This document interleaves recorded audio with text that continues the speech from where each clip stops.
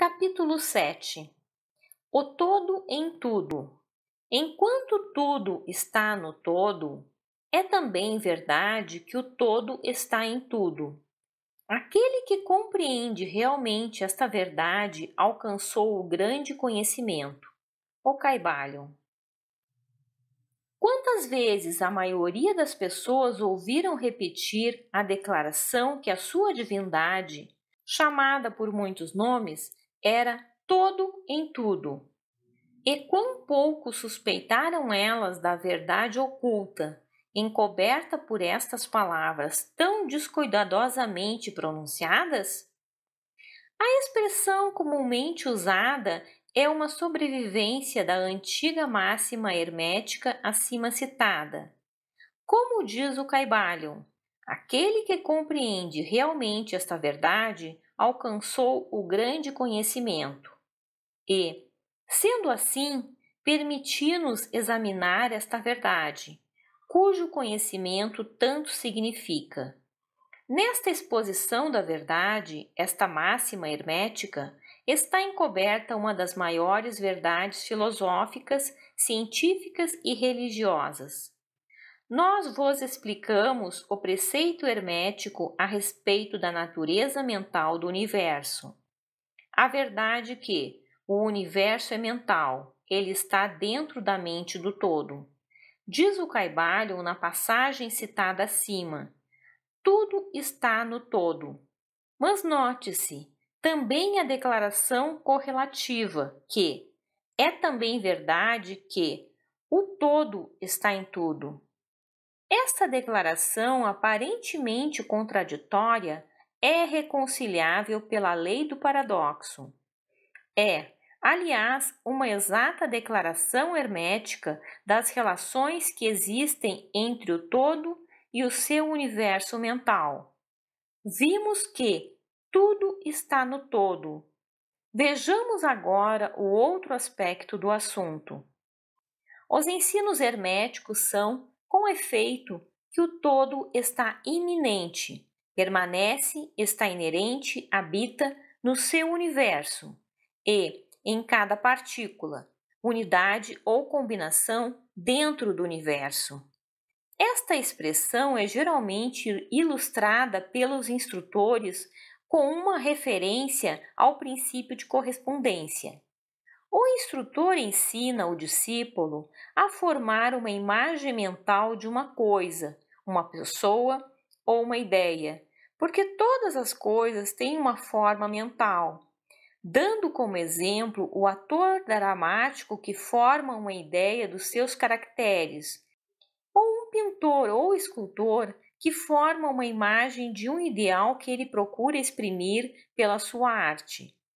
Neste caso, o estudante deve compreender que, enquanto a imagem tem a sua existência e ser somente em sua própria mente, ao mesmo tempo ele, o estudante, autor, dramaturgo, pintor ou escultor, está em certo sentido imanente e permanece, habita na imagem mental. Em outras palavras, toda a virtude, vida, espírito e realidade da imagem mental é derivada da mente imanente do pensador. Considerai isto por um momento e logo compreendereis a ideia.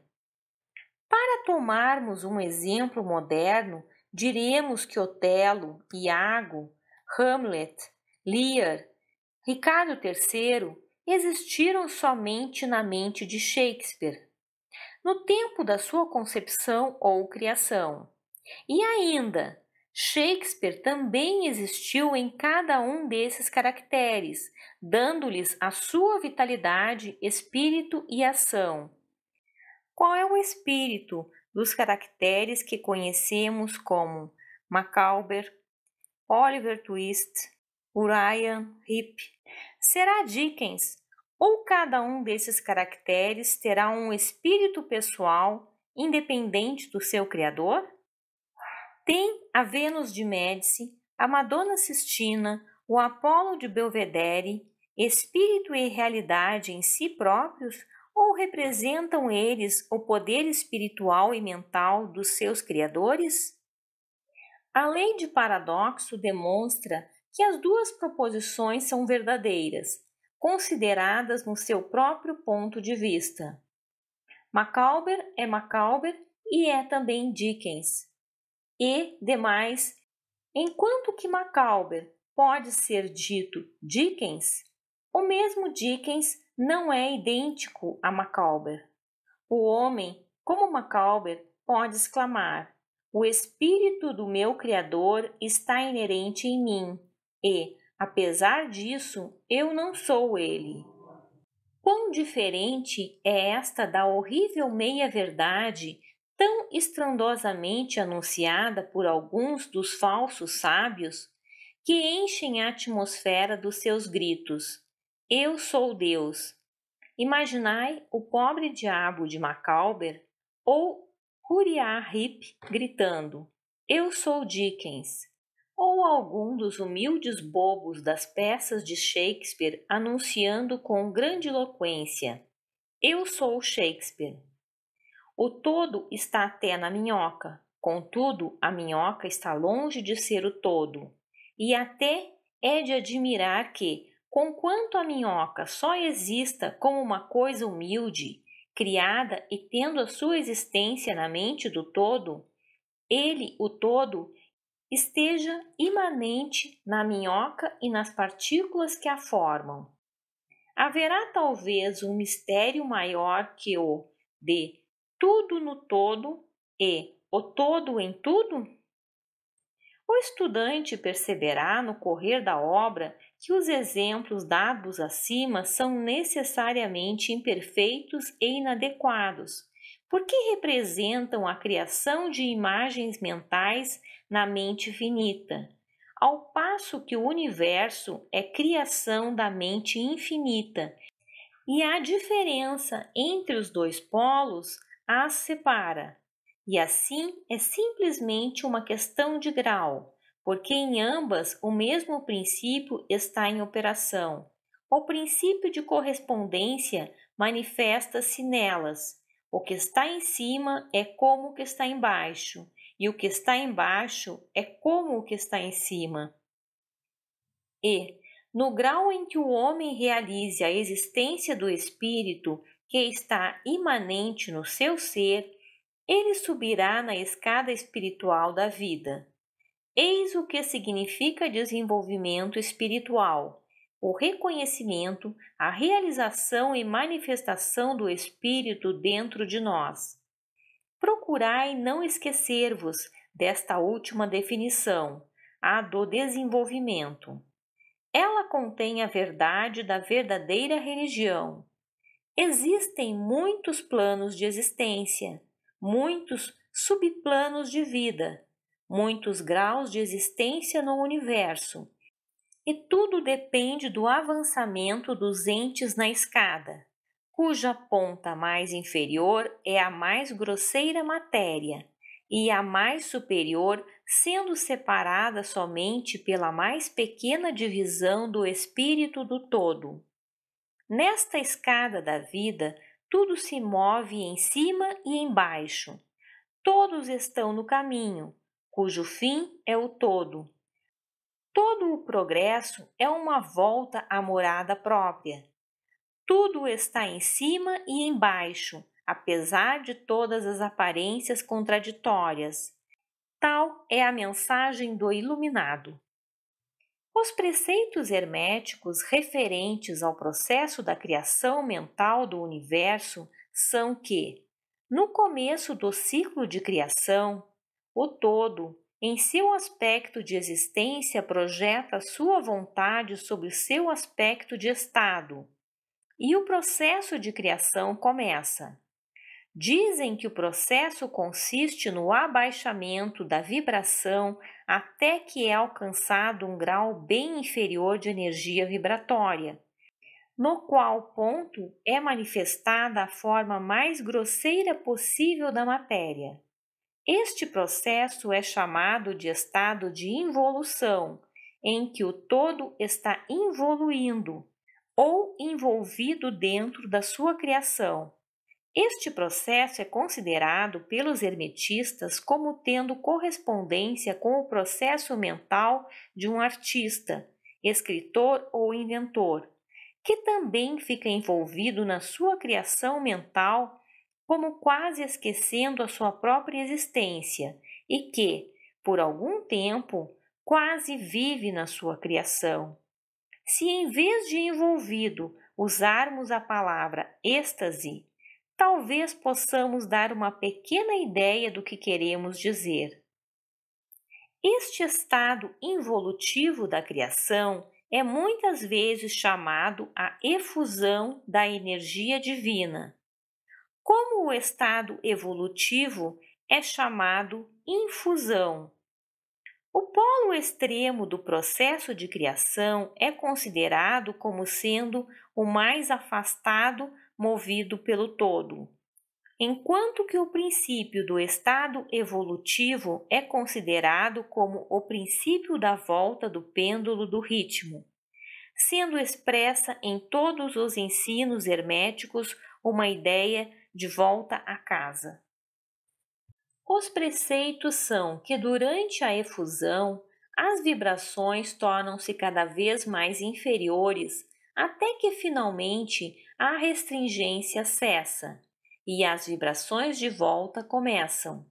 Mas há uma diferença. Ao passo que na efusão as forças criadoras manifestam-se compactadamente e como um todo, no começo do estado evolutivo ou de infusão, é manifestada a lei de individualização, que é a tendência a separar em unidades de força até que finalmente aquilo que se separou do todo como energia não individualizada volte à sua fonte como unidade de força altamente desenvolvida, tendo subido de mais a mais na escada por meio da evolução física, mental e espiritual. Os antigos hermetistas usam a palavra meditação ao descrever o processo da criação mental do universo na mente do todo. A palavra contemplação sendo também frequentemente empregada, mas a ideia entendida parece ser a do emprego da atenção divina.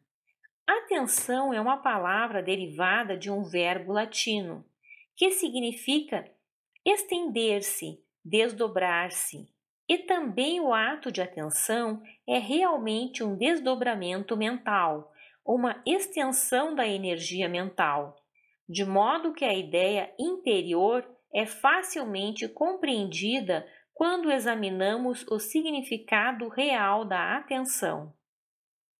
Os ensinos herméticos a respeito do processo de evolução são os que o todo, tendo meditado no princípio da criação, tendo estabelecido então os fundamentos materiais do universo, tendo pensado na sua existência, gradualmente desperta da sua meditação e assim começa a manifestar o processo de evolução nos planos material, mental e espiritual, sucessivamente e em ordem. Então o movimento de ascensão começa, e tudo começa a mover-se para a mansão espiritual.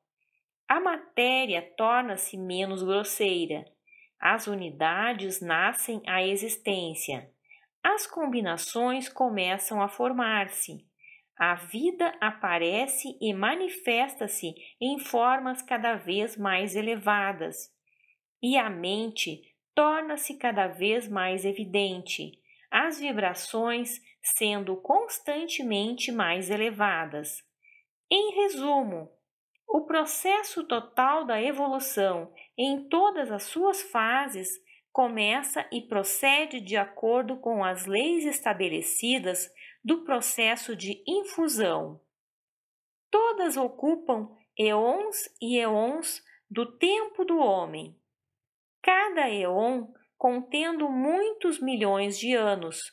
Porém, como nos diz o Iluminado, a criação inteira, incluindo a involução e a evolução de um universo, é para o todo simplesmente como um piscar de olhos. No fim dos inúmeros ciclos de eons de tempo, o todo retira a sua atenção, sua contemplação e meditação do universo, porque a grande obra está acabada e tudo está retirado no todo de que provém. Mas, ó mistério dos mistérios, o espírito de cada alma não é aniquilado, mas sim expandido infinitamente. A criatura e o Criador são confundidos. Tal é a relação do iluminado. A precedente ilustração da meditação e do subsequente despertamento da meditação do todo é mais um esforço dos instrutores para descrever o processo infinito por um exemplo finito. E ainda, o que está em cima é como o que está embaixo, e o que está embaixo é como o que está em cima. A diferença é somente em grau. E assim como o todo desperta-se da meditação sobre o universo, assim o homem, no tempo, cessa de manifestar no plano material e retira-se cada vez mais no espírito presente, que é realmente o ego divino. Há um assunto maior de que desejamos falar-vos nesta lição, e que nos levaria imediatamente a uma invasão do campo da especulação metafísica.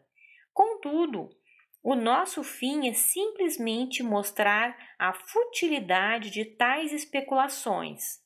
Aludimos à questão que, inevitavelmente, vem à mente de todos os pensadores que se aventuram a investigar a verdade. A pergunta é: por que criou o todo os universos? A pergunta pode ser feita de diferentes formas, mas a que vai acima é o essencial da investigação. Os homens esforçaram-se para responder a esta pergunta, mas ainda não há resposta digna de nome. Muitos imaginaram que o todo tem muito a ganhar com isso, mas isto é um absurdo, porque que poderia ganhar o todo que já não possua? Outros deram a resposta na ideia que o todo quis que tudo amasse, e outros que ele criou por prazer e divertimento, ou porque estava só, ou para manifestar o seu poder. Todas respostas e ideias pueris, qualidades do período infantil do pensamento. Outros acreditaram descobrir o mistério afirmando que o todo achou-se impelido a criar, pela razão da sua própria natureza interna, o seu instinto criador. Esta ideia é mais adiantada que as outras, mas o seu ponto fraco está na ideia de que o todo é impelido por alguma coisa, quer interna, quer externa. Se a sua natureza interna ou instinto criador impele-o a fazer as coisas, então a natureza interna ou o instinto criador seria o absoluto em vez do todo. E neste caso, esta parte da proposição está errada. E ainda, o todo cria e manifesta, e parece ter muitas qualidades de satisfações em fazê-lo. E é difícil de escapar da conclusão que, em grau infinito, ele poderia ter o que corresponde no homem a uma natureza inata, ou um instinto criador correspondente a um infinito desejo e vontade.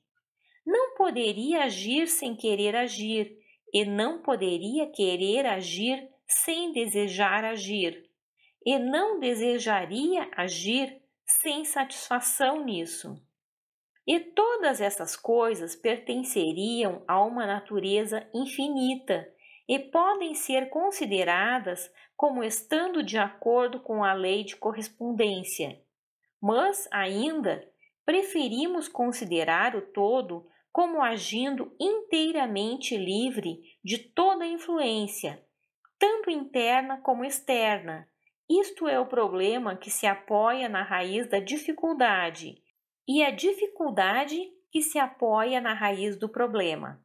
Falando estritamente, não se poderá dizer que haja uma razão para o todo agir, porque uma razão implica uma causa, e o todo está acima da causa e do efeito, exceto quando ele quer tornar-se causa, tempo em que o princípio é posto em movimento. Assim, dizeis, o assunto é incompreensível, justamente como o todo é incognoscível. Justamente como dizemos simplesmente que o todo é.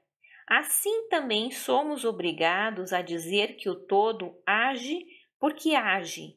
Enfim, o todo é toda razão em si mesma, toda lei em si mesma, toda ação em si mesma. E pode-se dizer que, em verdade, o todo é a própria razão, a sua própria lei, a sua própria ação, ou que o todo, a sua razão, a sua ação, a sua lei, são um. Com todos esses nomes sendo uma só coisa. Na opinião dos que vos dão estas lições, a resposta se encerra no próprio íntimo do todo, junto com o seu segredo de existência. A lei de correspondência, na nossa opinião, compreende somente este aspecto do todo, que pode ser chamado o aspecto de estado. O lado oposto deste aspecto é o aspecto de existência, no qual todas as leis perdem-se na lei, todos os princípios emergem do princípio, e o todo, o princípio, a existência, são idênticos entre si, uns aos outros. Por isso, as especulações metafísicas sobre este ponto são fúteis. Entramos aqui no assunto, simplesmente para mostrar que conhecemos a pergunta e também o absurdo das respostas ordinárias das metafísicas e teologias. Em conclusão, poderá ser de interesse aos estudantes dizer-lhes que, apesar de muitos dos antigos e modernos preceitos herméticos tenderem a aplicar o princípio de correspondência à questão, com o que resulta a conclusão da natureza íntima, mesmo assim as lendas contam que Hermes, o Grande, sendo interrogado sobre esta questão pelos seus adiantados discípulos, respondeu-lhes, fechando os seus lábios com firmeza e não dizendo uma palavra, indicando que não havia resposta. Mas, então, ele podia ter entendido de aplicar o axioma da sua filosofia que diz: os lábios da sabedoria estão fechados, exceto aos ouvidos do entendimento, significando que ainda os seus discípulos adiantados não possuíam o entendimento que os habilitava ao preceito. Seja como for, se Hermes possuía o segredo, ele deixou de o comunicar. E embora o mundo tome muito interesse, os lábios de Hermes estão fechados a este respeito. E quando o grande Hermes hesitou em falar, qual mortal poderá atrever-se a ensinar? Porém, deveis lembrar que, ainda que seja aquela a resposta deste problema, se porventura há uma resposta, permanece a verdade que, enquanto tudo está no todo, é também verdade que o todo está em tudo. O preceito é enfático. E podemos acrescentar-lhes as palavras conclusivas de citação. Aquele que compreende realmente esta verdade alcançou o grande conhecimento. Capítulo 8. Os planos de correspondência. O que está em cima é como o que está embaixo, e o que está embaixo é como o que está em cima.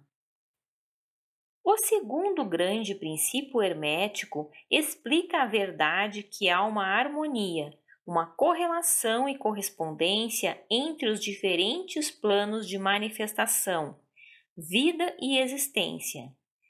Esta afirmação é uma verdade porque tudo o que está incluído no universo emana da mesma fonte, e as mesmas leis, princípios e característicos se aplicam a cada unidade, ou combinação de unidades de atividade. Assim como cada uma manifesta seus fenômenos no seu próprio plano.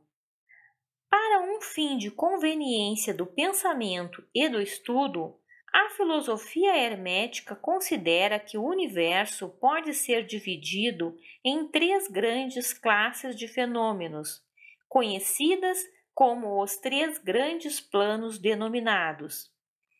Primeiro, o grande plano físico. Segundo, o grande plano mental. Terceiro, o grande plano espiritual. Estas divisões não são mais ou menos artificiais e arbitrárias, porque a verdade é que todas as 3 divisões não são senão graus ascendentes da grande escada da vida. O ponto mais baixo da qual é a matéria não diferenciada, e o ponto mais elevado, o espírito.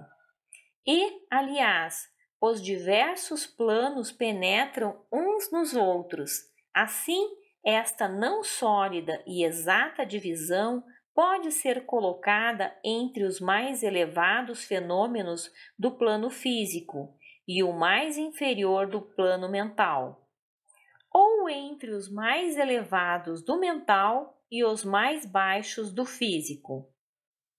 Enfim, os 3 grandes planos podem ser considerados como 3 grandes grupos de graus de manifestação vital. Apesar do fim deste pequeno livro não nos permitir entrarmos em extensa discussão ou explicação do objeto desses diferentes planos, contudo, pensamos ser bom dar aqui uma descrição geral dos mesmos. A princípio, devemos considerar bem a pergunta tantas vezes feita pelo neófito, que deseja ser informado a respeito do significado da palavra plano, termo que tem sido muito usado e pouco explicado em muitas obras de ocultismo.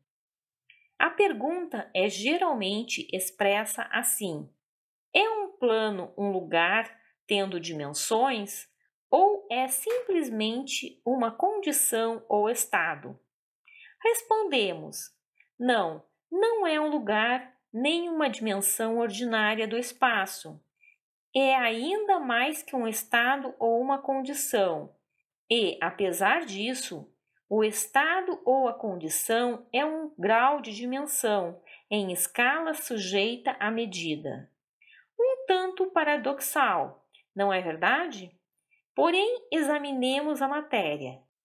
Uma dimensão, vós o sabeis, é uma medição em linha reta, em relação à medida, etc.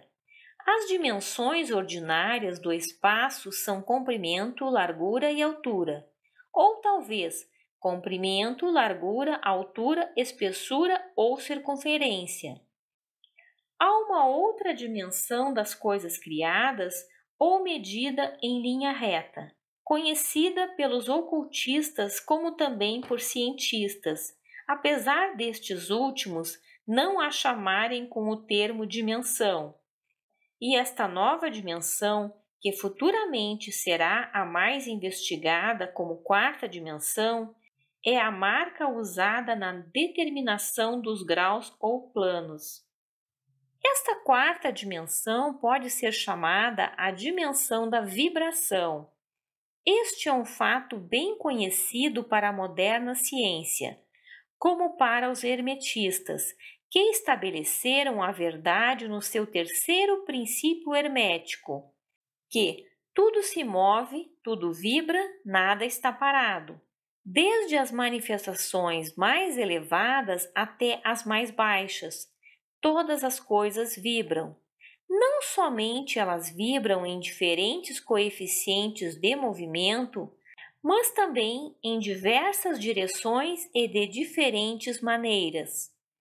Os graus de coeficiente das vibrações constituem os graus de medição na escala de vibrações, ou, em outras palavras, os graus da quarta dimensão. E estes graus formam o que os ocultistas chamam planos. O mais elevado grau de vibração constitui o plano mais elevado, e a mais elevada manifestação da vida que ocupa este plano.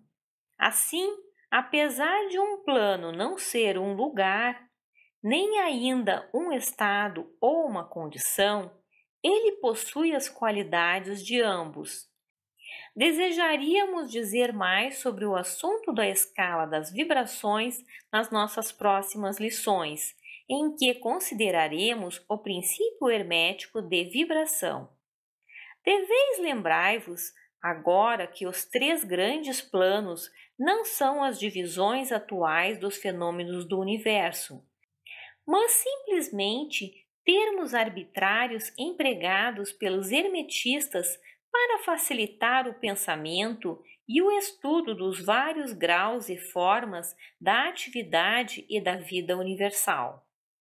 O átomo de matéria, a unidade de força, a mente do homem e a existência do arcanjo são graus de uma escala, e fundamentalmente a mesma coisa, a diferença sendo simplesmente uma questão de grau e coeficiente de vibração.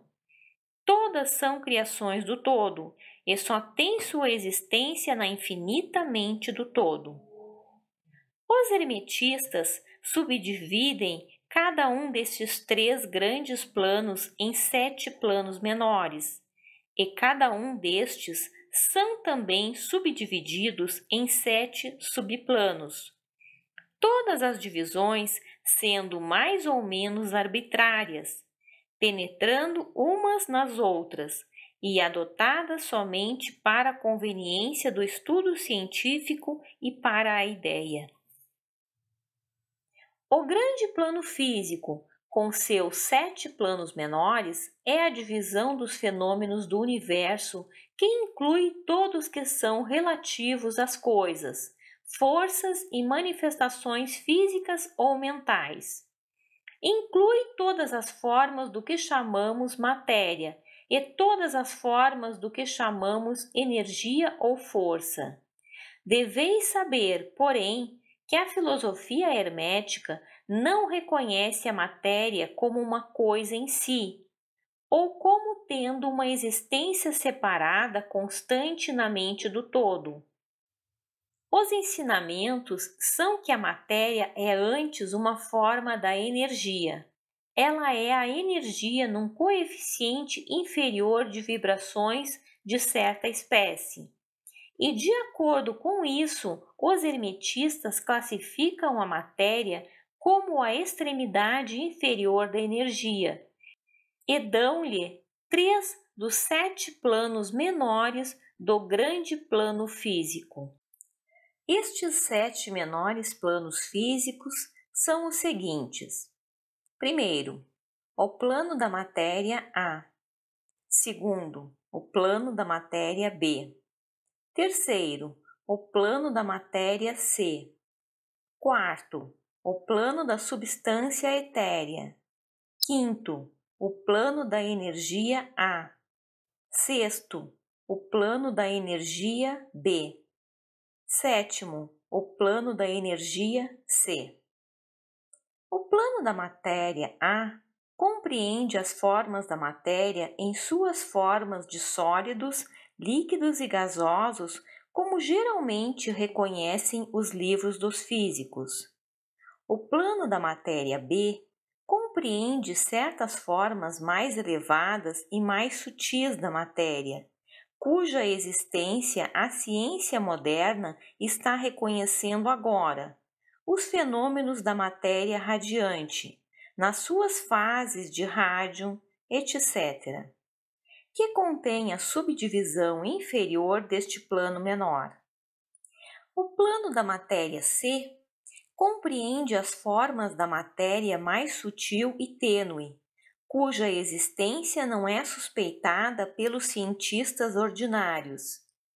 O plano da substância etérea compreende o que a ciência chama o éter, uma substância de extrema tenuidade e elasticidade, que penetra todo o espaço do universo e age como mediador para a transmissão de ondas de energia, como a luz, o calor, a eletricidade, etc. Esta substância etérea forma um elo de relação entre a matéria, assim chamada, e a energia e participa da natureza de ambas. Os preceitos herméticos, contudo, ensinam que este plano tem 7 subdivisões, como tem todos os planos menores, e que, com efeito, existem 7 éteres, em vez de um só.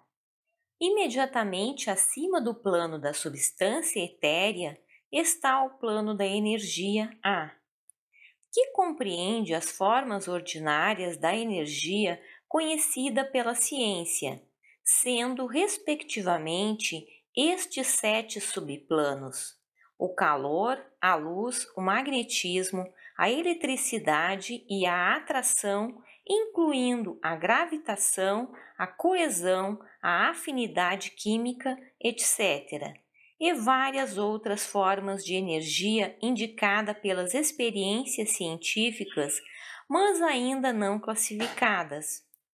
O plano da energia B compreende 7 subplanos de formas elevadas da energia ainda não descoberta pela ciência, mas que têm sido apelidadas as forças mais sutis da natureza e que são consideradas em ação nas manifestações de certas formas de fenômenos mentais e pelas quais tais fenômenos são possíveis.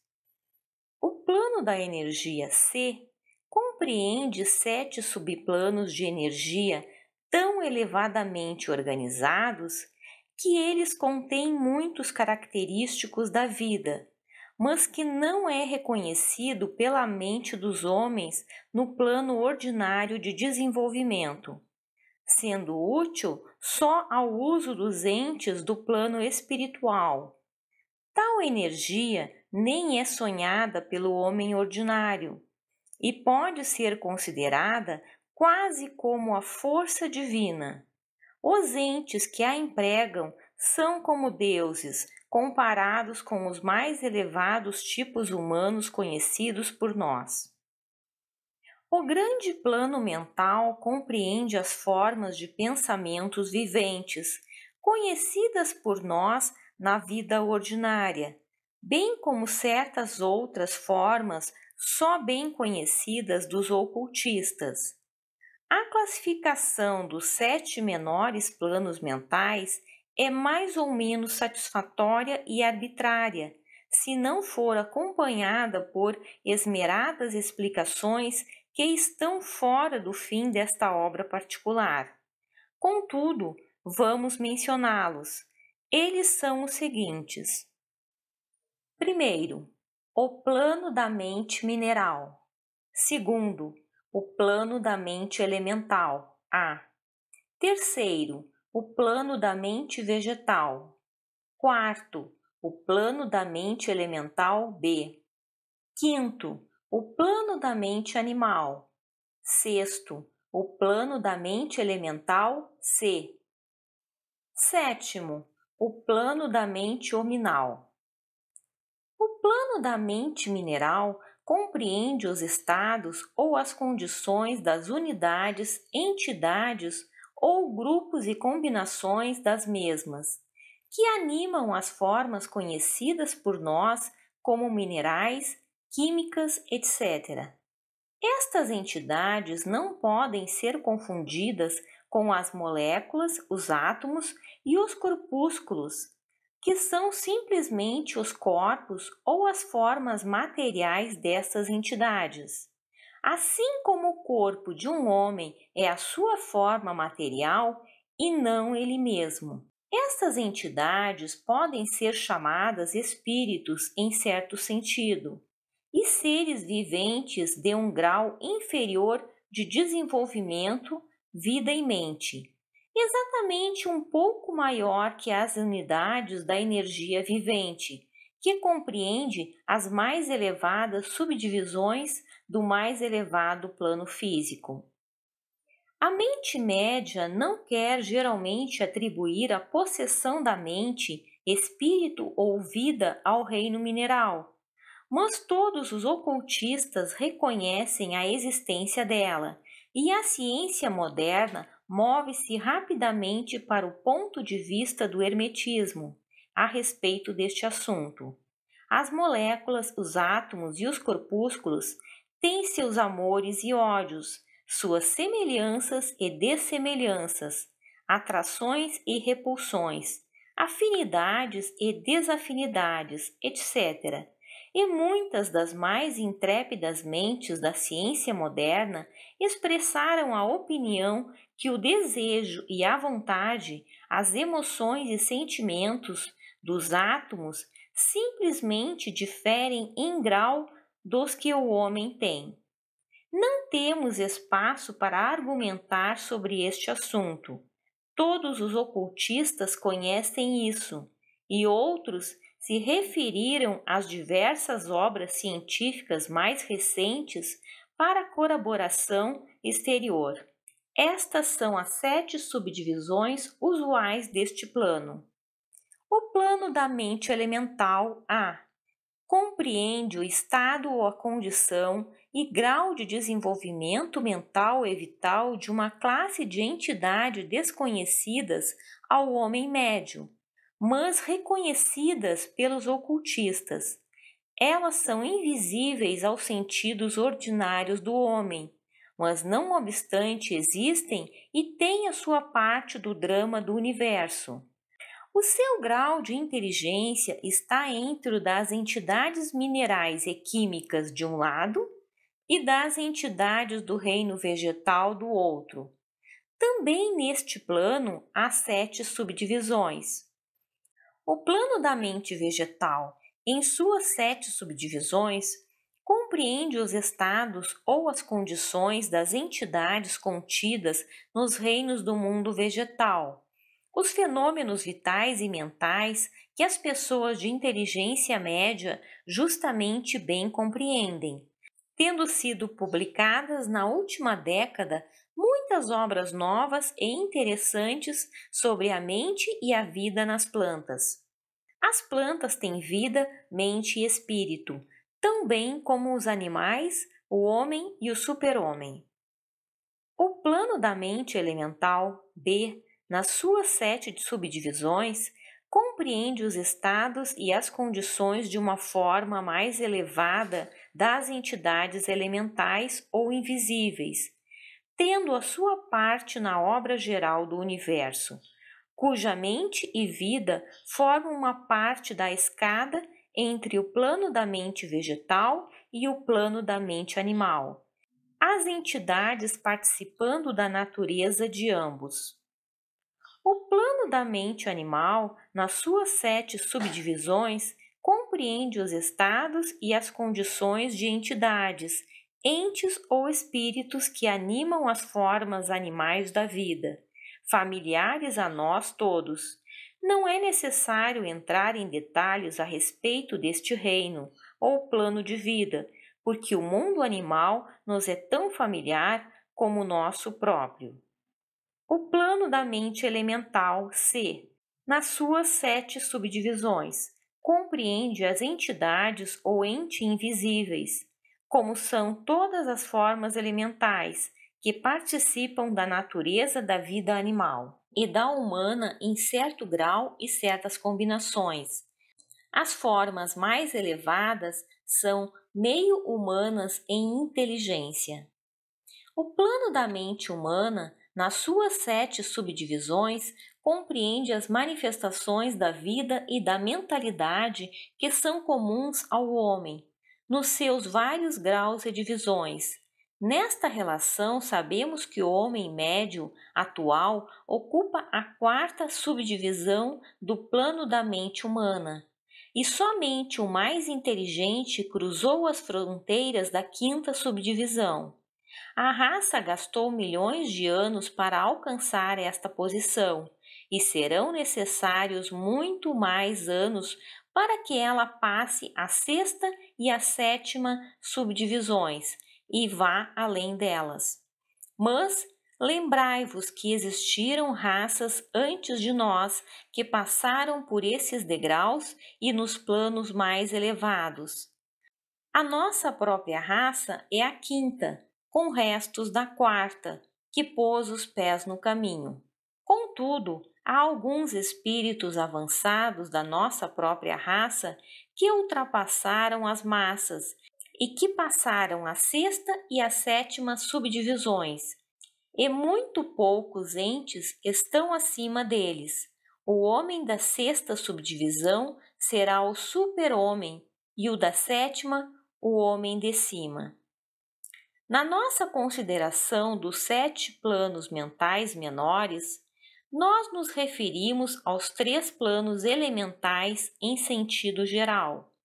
Não queremos entrar em detalhes sobre este assunto, porque esta obra limita-se a tratar da filosofia e dos preceitos em geral. Mas podemos dizer-vos mais, com o fim de dar-vos uma pequena ideia mais clara das relações destes planos aos mais familiares deles. Os planos elementais têm a mesma relação com os planos da mentalidade e da vida mineral, vegetal, animal e hominal, como as claves pretas do piano têm para com as claves brancas. As claves brancas são suficientes para produzir a música, mas há certas escalas, melodias e harmonias em que as claves pretas têm a sua parte e em que a sua presença é necessária. São necessários também como elos de união da condição do espírito. São entidades-estados, entre os outros diversos planos, certas formas de desenvolvimento podendo ser atingidas nele. Este último resultado, dando ao leitor que pode ler entre as linhas uma nova luz sobre o processo de evolução e uma nova chave da porta secreta dos lábios da vida entre um reino e o outro. Os grandes reinos dos elementais são muito reconhecidos por todos os ocultistas, e os escritos esotéricos estão cheios de menção deles. Os leitores de Zanoni, de Bauer-Lytton e outras obras semelhantes poderão reconhecer as entidades que habitam estes planos de vida. Passando do grande plano mental ao grande plano espiritual, que poderíamos dizer? Como poderemos explicar estes estados mais elevados do ente, da vida e da mente, às mentes ainda inábeis para compreender e entender as mais elevadas subdivisões do plano da mente hominal? A tarefa é impossível. Poderíamos falar só nos termos mais gerais. Como pode a luz ser descrita a um homem nascido cego? Como explicar o açúcar ao homem que nunca comeu coisa doce? Ou a harmonia a um que nasceu surdo? Tudo o que podemos dizer é que os 7 planos menores do grande plano espiritual, cada plano menor tendo suas 7 subdivisões, compreende os entes que possuem a vida, a mente e a forma acima da do homem atual, como a deste último é acima do verme terrestre, do mineral ou ainda de certas formas da energia ou matéria. A vida destes entes é tão transcendental para nós que ainda não podemos pensar nos detalhes dos mesmos. As suas mentes são tão transcendentes que para eles nós parecemos pensar um poucochinho, e os nossos processos mentais lhes parecem simplesmente como um processo material. E a matéria de que as suas formas são compostas são dos planos mais elevados da matéria. Contudo, muitos disseram que eles estão presos na pura energia. Que se poderá dizer de tais entes? Nos 7 planos menores do grande plano espiritual, existem entes que poderemos chamar anjos, arcanjos, semideuses. No plano menor mais baixo, vivem essas grandes almas que chamamos mestres e adeptos. Acima deles fica a grande hierarquia das hostes angélicas, inconcebíveis ao homem, e acima destas ficam os que podem ser chamados, sem irreverência, os deuses. Tão elevados na escala da existência estão eles, pois que a sua existência, inteligência e poder são semelhantes aos atribuídos pelas raças de homens às suas concepções da divindade. Estes entes estão ainda além dos mais elevados voos da imaginação humana, e o epíteto divino é o único que lhes é aplicável. Muitos desses entes, como também as hostes angelicais, tomam muito interesse nos negócios do universo e têm uma parte importante neles. Estas invisíveis divindades e anjos protetores estendem a sua influência livre e poderosamente no processo da evolução e do progresso cósmico. A sua ocasional intervenção e assistência nos negócios humanos criou as muitas lendas, crenças, religiões e tradições da raça passada e presente. Eles muitas vezes impuseram ao mundo os seus conhecimentos e poderes conforme a lei do todo. Mas ainda mesmo os mais elevados destes entes adiantados existem simplesmente como criações da mente do todo, e são sujeitos aos processos cósmicos e às leis universais. Eles são ainda mortais. Podemos chamá-los deuses comparados conosco, mas ainda são os irmãos mais velhos da raça. As almas mais avançadas que ultrapassam os seus irmãos e que renunciaram ao êxtase da absorção pelo todo, para o fim de ajudar a raça na sua jornada para subir o caminho. Mas eles pertencem ao universo e estão sujeitos às suas condições. São mortais, e o seu plano está abaixo do plano do Espírito Absoluto. Somente os mais avançados hermetistas são aptos para compreender os mais ocultos preceitos a respeito dos estados da existência e dos poderes manifestados nos planos espirituais. Os fenômenos são tão superiores aos dos planos mentais que uma confusão de ideias resultaria certamente se atentássemos em descrevê-los.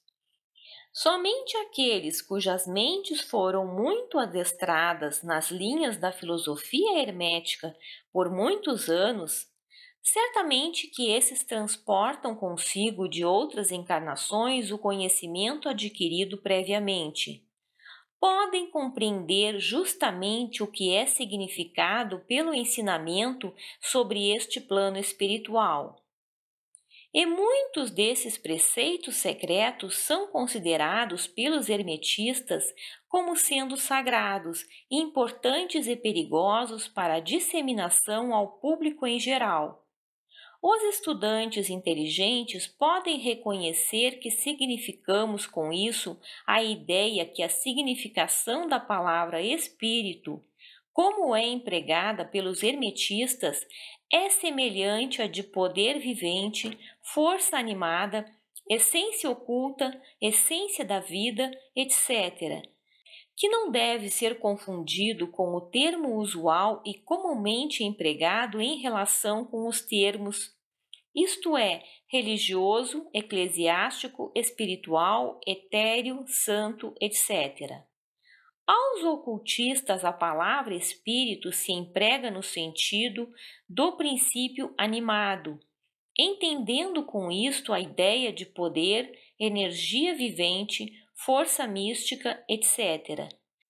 E os ocultistas sabem que o que é conhecido por eles como poder espiritual pode ser empregado para o mal como para o bom fim, em concordância com o princípio de polaridade, fato que foi reconhecido pela maioria das religiões nas suas concepções de Satã, Beuzebu, o diabo, Lúcifer, anjos caídos, etc.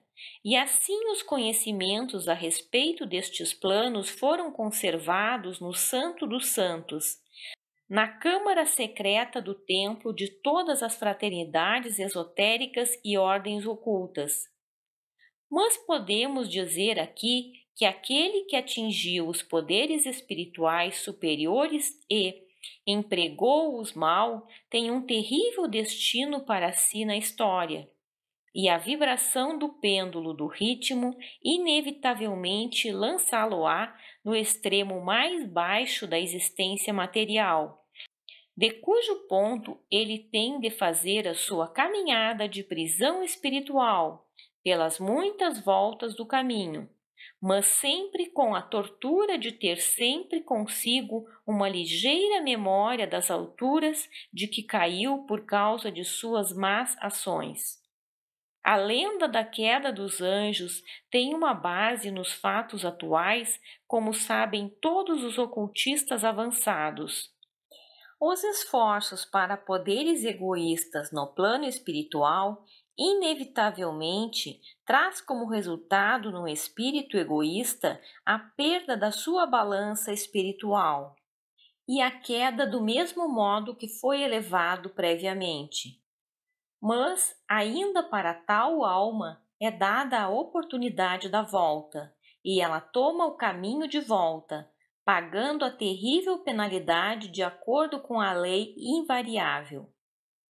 Em conclusão, vamos agora lembrar-vos que, relativamente, de acordo com ele, ao princípio de correspondência, que contém a verdade, o que está em cima é como o que está embaixo, e o que está embaixo é como o que está em cima. Todos os 7 princípios herméticos estão em muitas operações em todos os diversos planos físicos, mental e espiritual. O princípio da substância mental aplica-se a todos os planos, porque tudo nasceu na mente do todo. O princípio de correspondência se manifesta em tudo, porque há uma correspondência, harmonia e correlação entre os diversos planos. O princípio de vibração se manifesta em todos os planos. Com efeito, a verdadeira diferença que faz os planos resulta da vibração, como explicamos. O princípio de polaridade manifesta-se em todos os planos, porque os extremos dos polos são aparentemente opostos e contraditórios. O princípio de ritmo manifesta-se em todos os planos, o movimento dos fenômenos tendo o seu fluxo e refluxo, a sua alta e baixa. O princípio de causa e efeito se manifesta em todos os planos, cada efeito tendo a sua causa e cada causa tendo o seu efeito. O princípio de gênero manifesta-se em todos os planos, sendo a energia criadora sempre manifestada e operando ela pela linha dos aspectos masculinos e femininos. O que está em cima é como o que está embaixo, e o que está embaixo é como o que está em cima. Esse axioma hermético de centenários de anos compreende um dos grandes princípios dos fenômenos universais. Como procedemos com as nossas considerações dos princípios permanentes, vamos ter ainda mais claramente a verdade da natureza universal deste grande princípio de correspondência. Capítulo 9. A vibração. Nada está parado, tudo se move, tudo vibra. O Caibalion. O terceiro grande princípio hermético, o princípio de vibração, compreende a verdade que o movimento é manifestado em tudo no universo, que nada está parado, que tudo se move, vibra e circula. Este princípio hermético foi reconhecido por muitos dos maiores filósofos gregos que o introduziam em seus sistemas, mas depois, por muitos séculos, foram perdidos pelos pensadores que estavam fora das fileiras herméticas. Mas, no 9º século, a ciência física descobriu novamente a verdade e as descobertas científicas do século XX acrescentaram as provas de exatidão e verdade da secular doutrina hermética. Os ensinamentos herméticos são que não somente tudo está em movimento e vibração constante, mas também que as diferenças entre as diversas manifestações do poder universal são devidas inteiramente à variação da escala e do modo das vibrações. Não só isso, mas também que o todo em si mesmo manifesta uma constante vibração de um grau tão infinito de intensidade e movimento rápido que praticamente pode ser considerado como estando parado.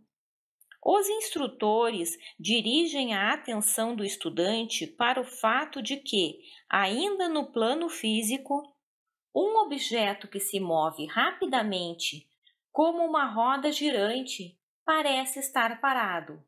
Os ensinamentos são que, com efeito, o espírito está num lado do polo de vibração e o outro polo é certa forma extremamente grosseira da matéria. Entre esses dois polos estão milhões de escalas e modos de vibração. A ciência moderna provou que o que chamamos matéria e energia é simplesmente modo de movimento vibratório, e muitos dos mais adiantados cientistas estão se movendo rapidamente para os ocultistas que sustentam que os fenômenos da mente são modos semelhantes de vibração e movimento, permitir-nos examinar o que disse a ciência sobre a questão das vibrações na matéria e na energia. Em último lugar, a ciência ensina que toda matéria manifesta, em alguns graus, as vibrações procedentes da temperatura ou calor, seja um objeto quente ou frio, ambos sendo simplesmente graus da mesma coisa. Ele manifesta certas vibrações quentes e, neste sentido, está em movimento e vibração. Logo, todas as partículas da matéria estão em movimento circular, desde os corpúsculos até os sóis. Os planetas giram ao redor dos sóis e muitos deles giram sobre seus eixos. Os sóis movimentam-se ao redor dos grandes pontos centrais e crê-se que estes se movem ao redor de maiores, e assim por diante até o infinito. As moléculas de que as espécies particulares da matéria são compostas se acham num estado de constante vibração e movimento, umas ao redor das outras. As moléculas são compostas de átomos que, semelhantemente, se acham em estado de constante movimento e vibração. Os átomos são compostos de corpúsculos, muitas vezes chamados elétrons, íons, etc., que também estão em estado de movimento rápido, girando um ao redor do outro. e que manifestam um estado e um modo verdadeiramente rápido de vibração. E vemos assim que todas as formas da matéria manifestam a vibração de acordo com o princípio hermético de vibração. E assim é com as diversas formas da energia. A ciência ensina que a luz, o calor, o magnetismo e a eletricidade são simplesmente formas de um movimento vibratório provavelmente emanadas do éter. A ciência até agora não procurou explicar a natureza dos fenômenos conhecidos como coesão, que é o princípio da atração molecular, nem a afinidade química, que é o princípio da atração atômica, nem a gravitação, o maior mistério destes três, que é o princípio da atração pela qual uma partícula ou massa de matéria é atraída por outra partícula.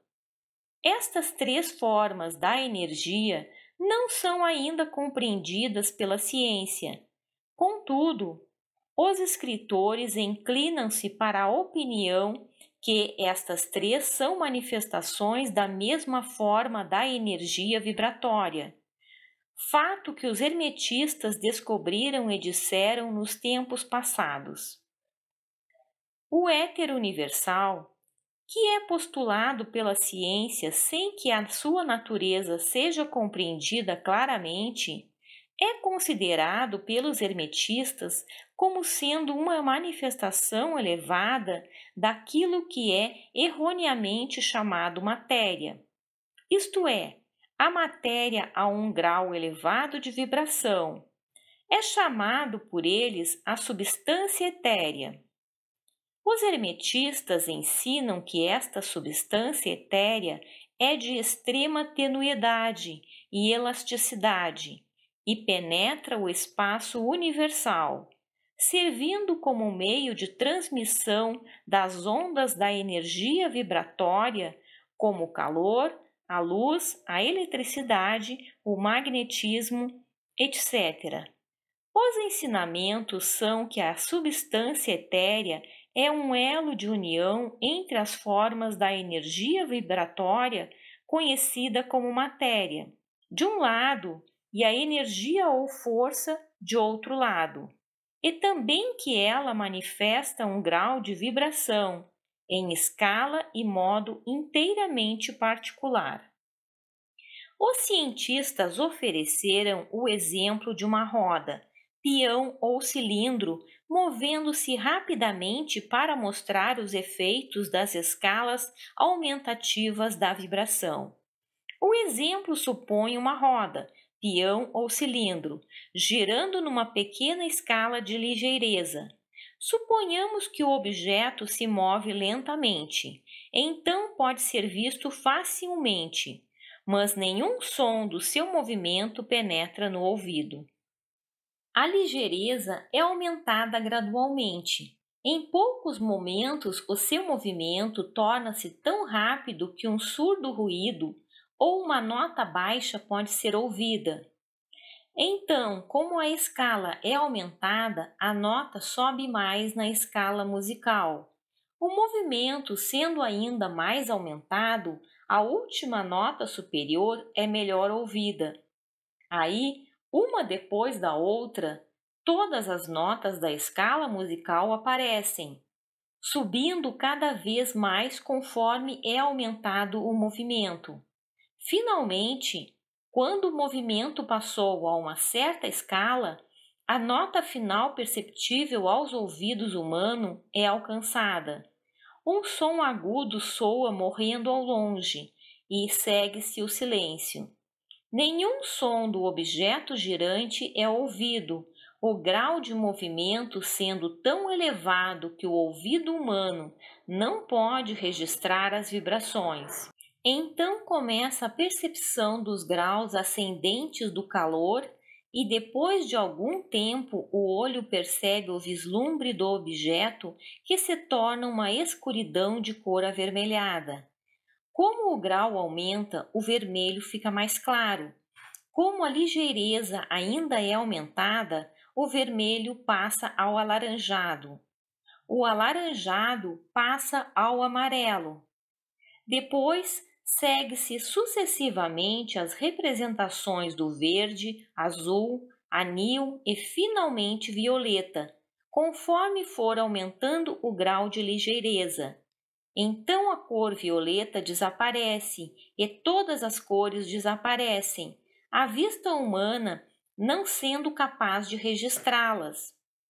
Mas existem raios invisíveis que emanam do objeto girante, os raios usados na fotografia e outros raios sutis da luz.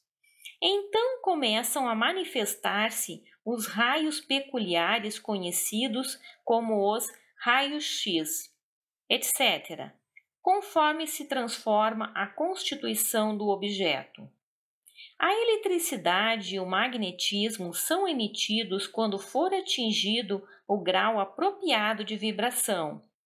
Quando o objeto atinge um certo grau de vibração, as suas moléculas se desintegram e giram por si mesmas nos elementos originais ou átomos.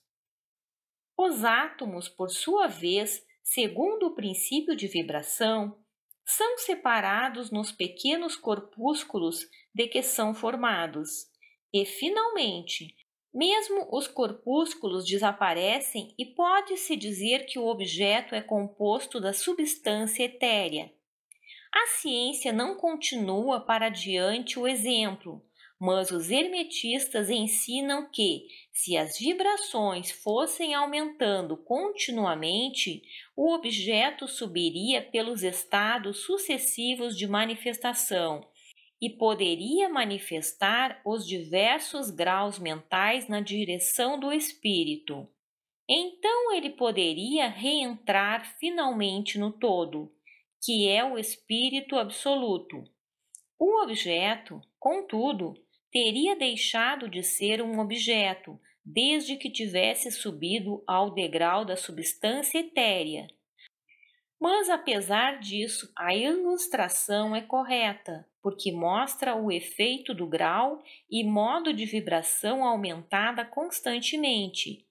Deve ser lembrado na ilustração acima que nos graus em que o objeto expele vibrações de luz, calor, etc., ele não está atualmente resolvido nestas formas de energia, que são muito elevadas na escala, mas simplesmente alcançam grau de vibração em que estas formas de energia são livradas, em certo grau, das influências restritivas das suas moléculas, seus átomos e corpúsculos, como pode ser o caso.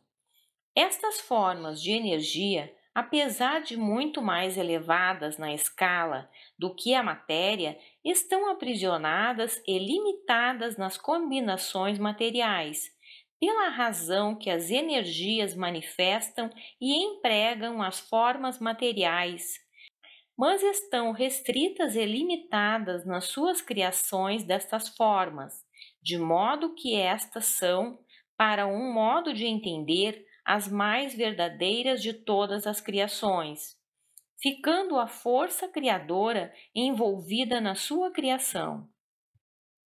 Mas os ensinamentos herméticos vão muito além dos da ciência moderna. Eles ensinam que toda a manifestação do pensamento, emoção, raciocínio, vontade, desejo, qualquer condição ou estado, são acompanhados por vibrações, uma porção das quais é expelida e tende a afetar a mente de outras pessoas por indução. Este é o princípio que produz os fenômenos de telepatia, influência mental e outras formas da ação e do poder da mente, com que se está acostumando rapidamente, por causa da completa disseminação dos conhecimentos ocultos pelas diversas escolas, cultos e instrutores na época atual. Todos os pensamentos, todas as emoções ou estados mentais têm o seu grau e modo de vibração. E por um esforço da vontade da pessoa ou de outras pessoas, estes estados mentais podem ser reproduzidos, do mesmo modo que o tom musical pode ser reproduzido por meio da vibração de um instrumento em certo grau, e assim como a cor pode ser reproduzida da mesma forma. Pelo conhecimento do princípio de vibração aplicada aos fenômenos mentais, pode-se polarizar a sua mente no grau que quiser, adquirindo assim um perfeito domínio sobre os seus estados mentais, as disposições, etc. Do mesmo modo, pode afetar as mentes dos outros, produzindo nelas os estados desejados. Por fim, ele pode produzir no plano mental o que a ciência produz no plano físico, principalmente vibrações à vontade. Este poder pode ser adquirido somente pela instrução própria, pelos exercícios, práticas, etc., da ciência da transmutação mental, um dos ramos da arte hermética. Uma pequena reflexão sobre o que dissemos mostrará ao estudante que o princípio de vibração compreende os admiráveis fenômenos do poder manifestado pelos mestres e adeptos, que aparentemente são capazes de destruir as leis da natureza, mas que em realidade simplesmente usam uma lei contra outra, um princípio contra outro, e que obtém os seus resultados mudando as vibrações dos objetos materiais ou formas de energia, e então realizam o que é comumente chamado milagre. Diz um dos velhos escritores herméticos: aquele que compreende o princípio de vibração alcançou o cedro do poder. Capítulo 10. A polaridade. Tudo é duplo, tudo tem dois polos, tudo tem seu par de opostos. O semelhante e o dessemelhante são uma só coisa. Os opostos são idênticos em natureza, mas diferentes em grau. Os extremos se tocam. Todas as verdades são meias-verdades. Todos os paradoxos podem ser reconciliados. O Caibalion.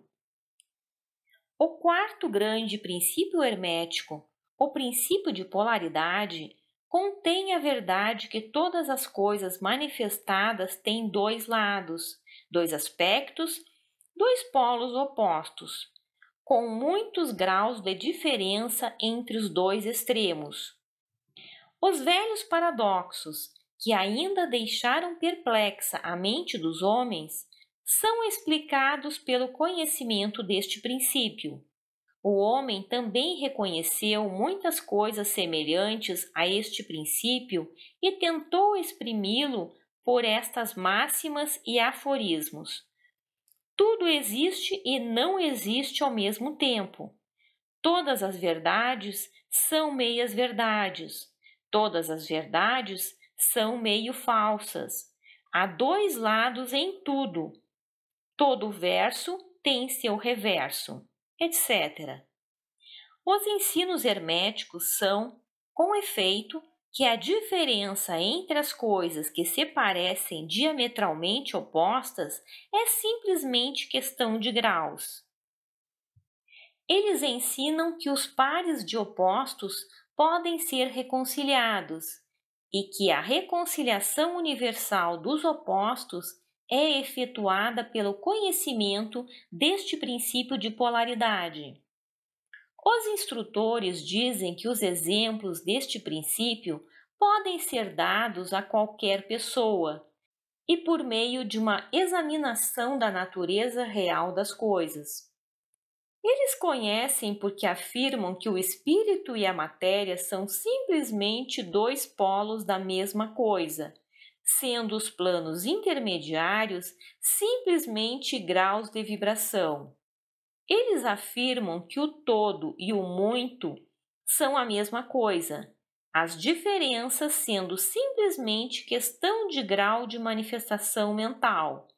Assim, a lei e as leis são os dois polos de uma só coisa. Do mesmo modo, o princípio e os princípios, a mente infinita e a mente finita. Então, passando ao plano físico, eles explicam o princípio dizendo que o calor e o frio são idênticos em natureza, as diferenças sendo simplesmente questão de graus. O termômetro marca diversos graus de temperatura, passando-se o polo mais baixo frio e o mais elevado calor. Entre estes dois polos estão muitos graus de calor ou frio.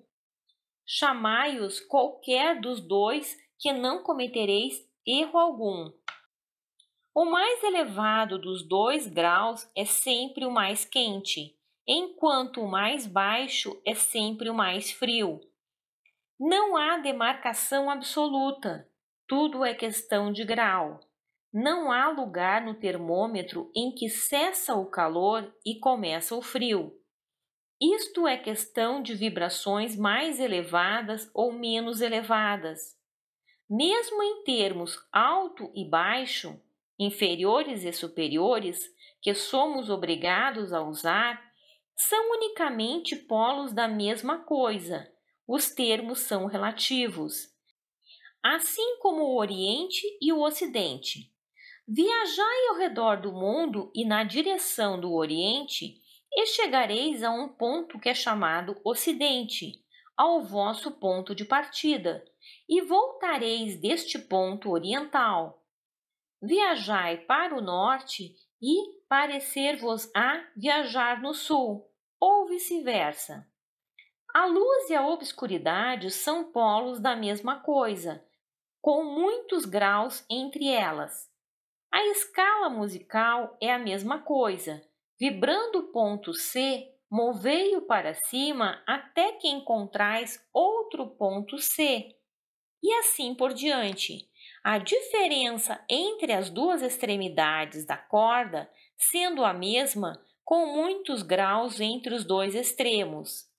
A escala das cores é a mesma, pois que as mais elevadas e as mais baixas vibrações são simplesmente diferenças entre o violeta superior e o vermelho inferior.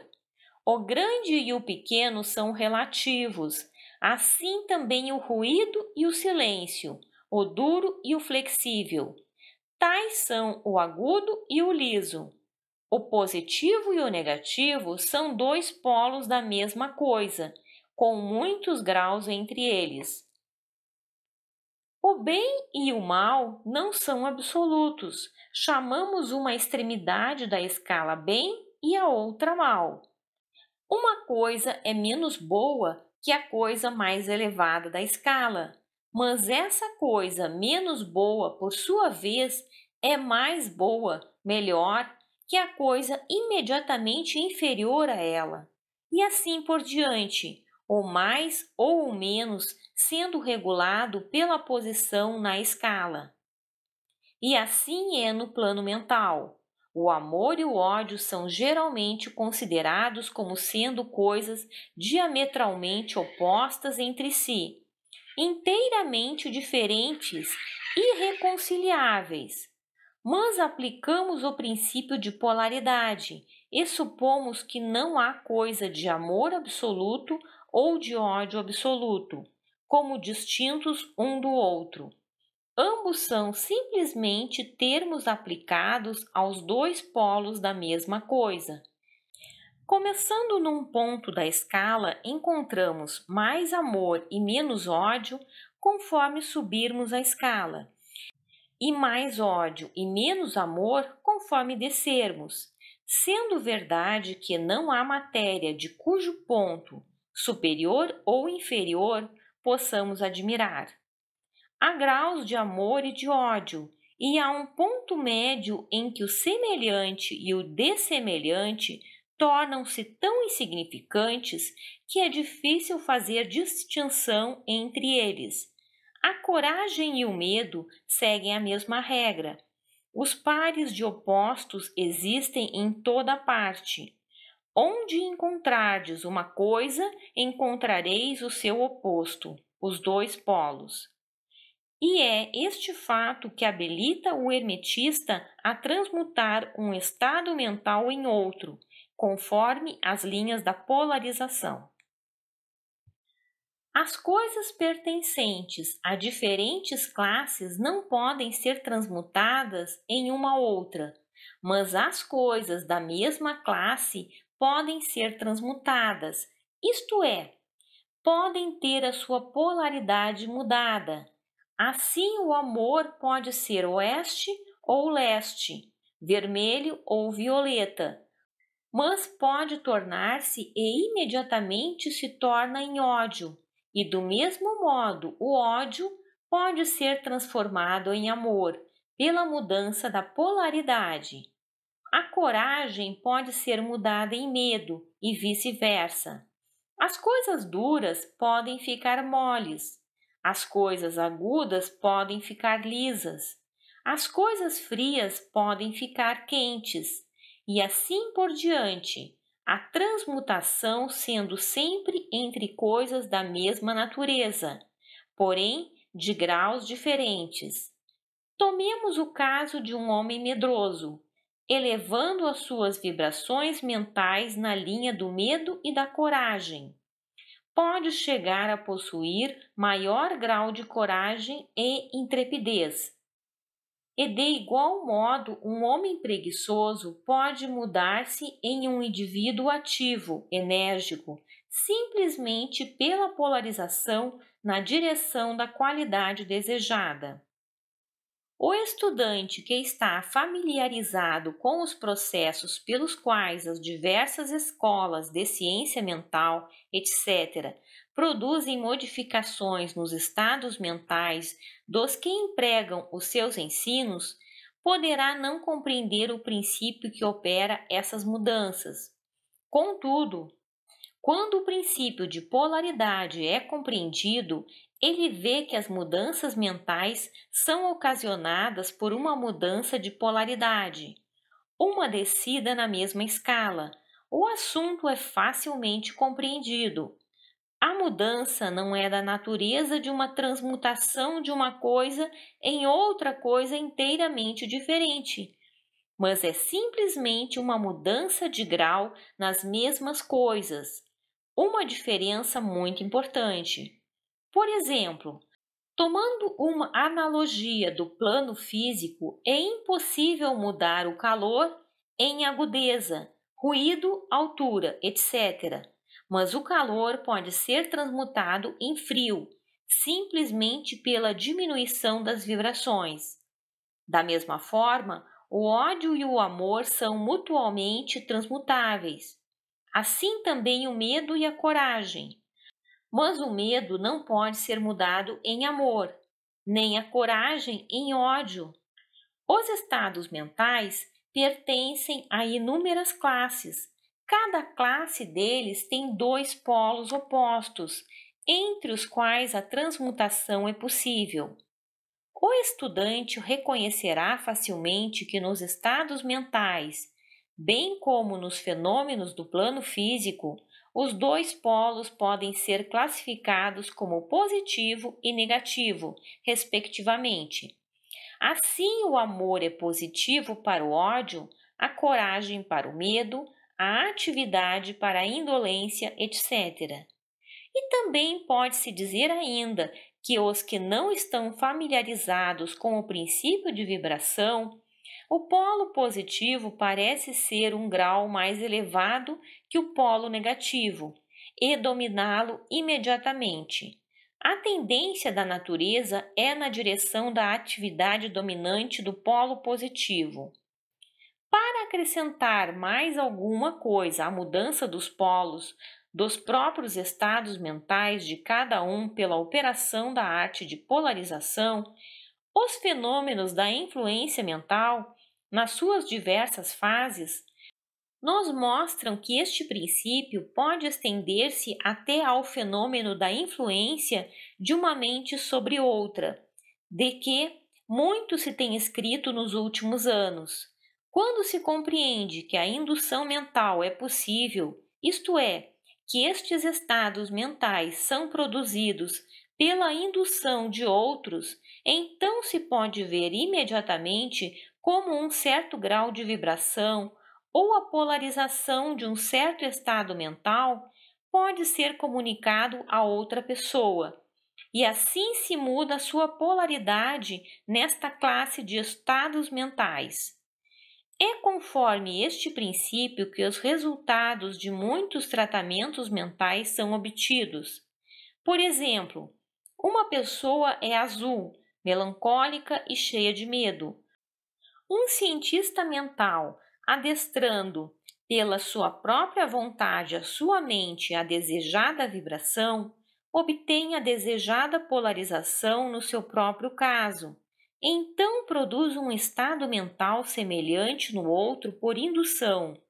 O resultado sendo que as vibrações são elevadas e a pessoa polarizada no lado positivo da escala em vez do lado negativo. E o seu medo e outras emoções negativas são transmutadas em coragem e nos estados mentais positivos similares. Um estudo mostrar-vos-á que essas mudanças mentais são quase todas de conformidade com a linha de polarização, a mudança sendo de grau e não de espécie. O conhecimento da existência deste grande princípio hermético habilitará o estudante a compreender melhor os seus próprios estados mentais e o das outras pessoas.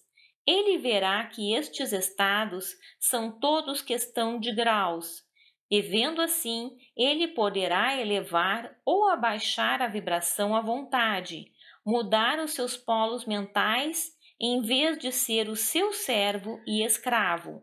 Por este conhecimento, poderá auxiliar inteligentemente os seus semelhantes e, pelo método apropriado, mudar a polaridade quando desejar. Aconselhamos todos os estudantes a familiarizarem-se com este princípio de polaridade, porque uma exata compreensão do mesmo esclarecerá muitos assuntos difíceis. Se você está gostando dos ensinamentos deste livro, assista à parte 4 em nosso canal. Muita gratidão, deixe o seu like, compartilhe esse vídeo, dê o seu comentário, inscreva-se em nosso canal.